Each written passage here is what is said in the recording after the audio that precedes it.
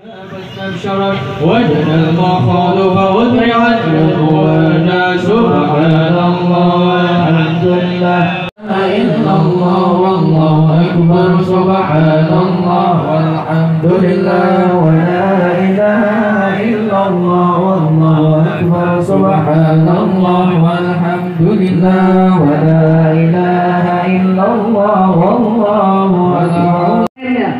Itu kita niatkan untuk almarhum daripada Sohibul Bait.